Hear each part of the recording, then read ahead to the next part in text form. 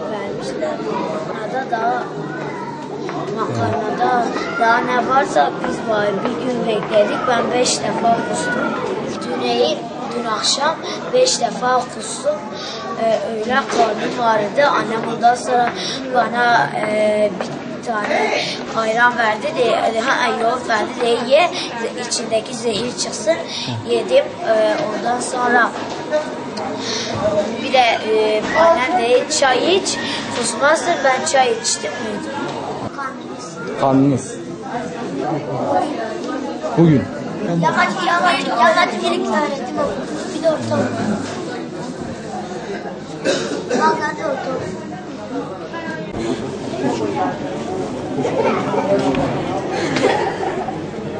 Bugün mü başlamış?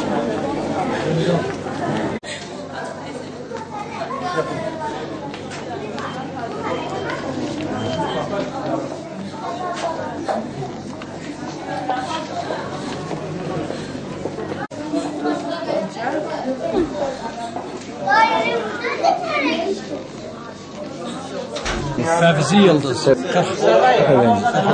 Yemekleri yemekler. Şu anda Dün eşimin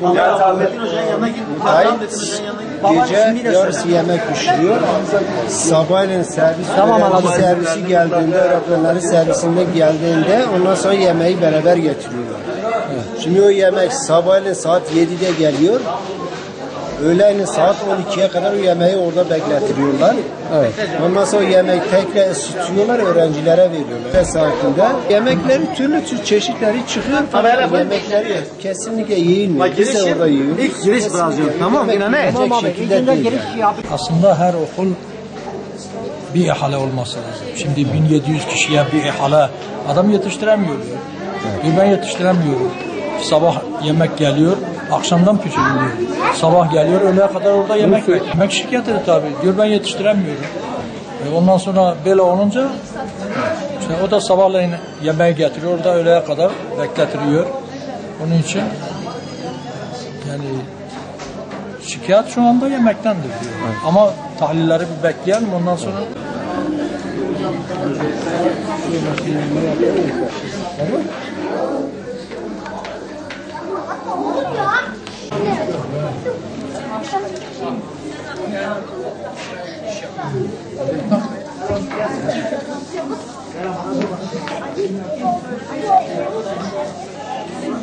Dün öğleden sonra, öğle yemeğinden sonra su düğünü merkez olmak üzere birkaç merkezden hastanemize bulantı, kusma şikayetleriyle müracaatlar oldu. Gerekli tetkik ve tedavilerini başlattık. Gıda zehirlenmesi noktasında şüphelerimiz oldu. Parazit yönünden de inceliyoruz. Gelen hastalarımızın tedavileri verildi. Dün akşam 140'a yakın müracaatımız oldu. Hastaneye müracaat oldu. Bunlarda ölümcül bir durum yok. Herhangi bir tehlikeli bir hastamız yok. Stabil hale geldiler. Bugün itibariyle dün yatan hastalarımızın taburcu işlemleri de yapılıyor. Bugün de 30'a yakın yeni bir müracaat. Ayrı bir bölgeden, Yamaç yöresinden 30'a yakın da öğrencimiz tekrar müracaat etti. Onların da şimdi işlemleri görülüyor. Herhangi bir sıkıntı yok. Bulantı kusması fazla olan 2 hastamız vardı. Onlar da tedavilerini gördüler. Şimdi durumları iyi. Evet, toplam kaç öğrenci size başvurdu? Şimdi bu sabahki başvurularla birlikte 170'i bulacak. Bingöl Südümköyü Elmaçer mezrasında. Bingöl merkeze bağlı. Adım Muhittin Barulay. Bu öğrencilerimiz dünden beri yemek nedeniyle yani zehirleme oldu. Dün saat 4'ten bu yani buradayım yani. Evet. Şu an benim hastalarım 3 tane abim oğlu, bir tane de amca çocuğu var. Evet. Akşamdan beri buradayım.